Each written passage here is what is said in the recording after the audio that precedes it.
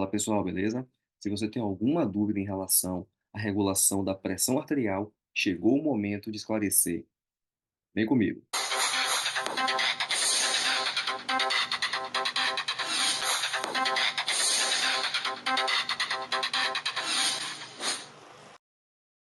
Observe que a pressão no ventrículo cai para apenas alguns milímetros de mercúrio quando o ventrículo relaxa, mas a pressão diastólica nas grandes artérias permanece relativamente alta.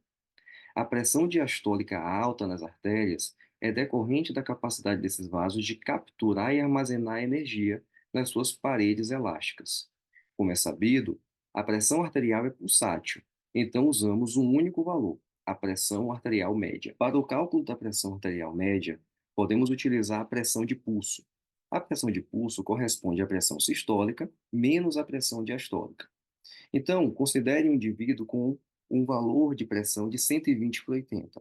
120 da sistólica menos 80 da diastólica, correspondendo, portanto, à pressão de pulso de 40 milímetros de mercúrio.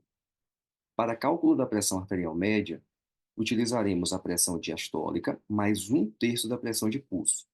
Voltando ao exemplo anterior, pressão diastólica de 80 mais um terço de 40, que foi a pressão de pulso. Então, 80 mais 13.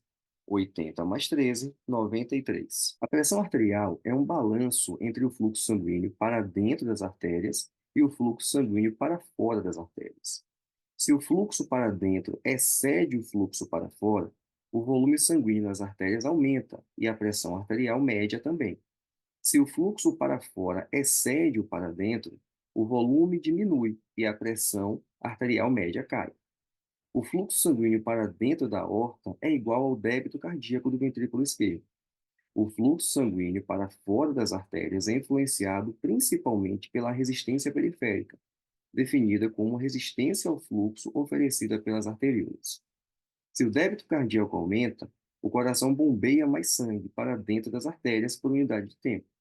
Se a resistência ao fluxo sanguíneo para fora das artérias não mudar, o fluxo para dentro das artérias fica maior do que o fluxo para fora. O volume sanguíneo nas artérias aumenta e a pressão sanguínea arterial sobe. O controle nervoso da circulação é feito quase inteiramente por meio do sistema nervoso autônomo. O componente mais importante, de longe, do sistema nervoso autônomo, na regulação da circulação, é certamente o sistema nervoso simpático. Embora o sistema nervoso parasimpático seja extremamente importante para muitas outras funções autônomas do corpo, ele desempenha apenas um papel secundário na regulação da função vascular na maioria dos tecidos. Característica especialmente importante do controle nervoso da pressão arterial é a rapidez da sua resposta, que se inicia em poucos segundos e, com frequência, duplica a pressão em 5 a 10 segundos. Ao contrário, a inibição súbita da estimulação cardiovascular nervosa pode reduzir a pressão arterial até a metade da normal em 10 a 40 segundos. Portanto, o controle nervoso é certamente o mecanismo mais rápido de regulação da pressão arterial. Então, resumindo, qual o papel do simpático, né, do sistema nervoso simpático? Ele gera aumento da atividade cardíaca. Esse aumento da atividade cardíaca está associado com aumento da frequência cardíaca, aumento da força de contração e também aumento do volume que é bombeado. O centro vasomotor, ao mesmo tempo em que controla a constricção vascular, regula também a atividade cardíaca. Ele está situado numa área sensorial bilateral situada no núcleo do trato solitário, nas porções posterolaterais do bulbo e na ponte inferior. Os neurônios dessa área recebem sinais nervosos sensoriais do sistema circulatório, principalmente por meio dos nervos vago e glossofaríngeo, e seus sinais ajudam a controlar as atividades das áreas vasoconstrictoras e vasodilatadoras do centro vasomotor, realizando assim o controle reflexo de muitas funções circulatórias. Um exemplo perfeito disso é o reflexo barorreceptor, que iremos discutir em uma próxima oportunidade. A substância secretada pelas terminações dos nervos vasoconstrictores consistem quase inteiramente em norepinefrina, que age diretamente sobre os receptores alfa-adrenérgicos da musculatura vascular lisa.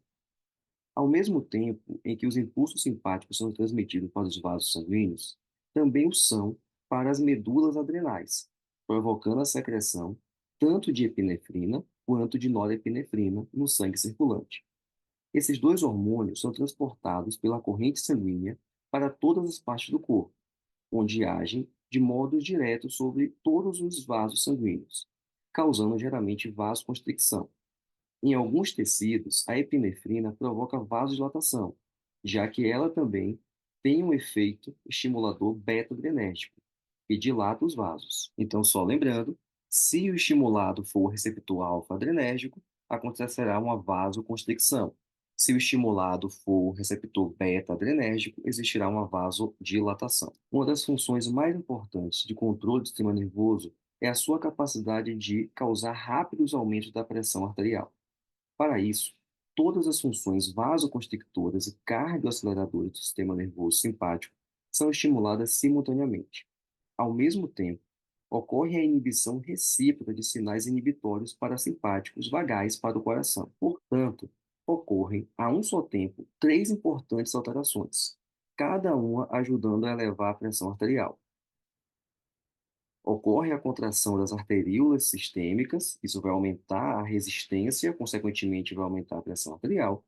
Ocorrerá também a contração venosa, aumentando o retorno venoso, aumentando o volume cardíaco. Com isso, aumenta a frequência cardíaca e aumenta a pressão arterial. E também estímulos vindos do sistema nervoso autônomo do próprio coração, aumentando a frequência cardíaca, aumentando a força contrátil. Tudo isso estimula a rápida elevação da pressão arterial. Depois que todos os sinais barorreceptores chegam ao núcleo do trato solitário, sinais secundários inibem o centro vasoconstrictor bulbar e excitam o centro parasimpático vagal. Os efeitos finais são: 1. Vasodilatação das veias e das arteríolas em todo o sistema circulatório periférico.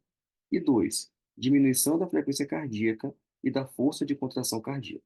Em resumo, excitação dos baroreceptores por altas pressões nas artérias provoca a diminuição reflexa da pressão arterial, devido à redução da resistência periférica e do débito cardíaco. Tudo isso visando a diminuição da pressão arterial. Então é isso, pessoal. Se você gostou desse conteúdo, se inscreve no canal, dá um joinha, aperta, né, esse legalzinho que está aí embaixo para ajudar a fortalecer toda semana 2 vídeos, uma segunda, uma na quarta, falando sobre fisiologia, falando sobre a terapia intensiva. Então, aguardo vocês no próximo vídeo.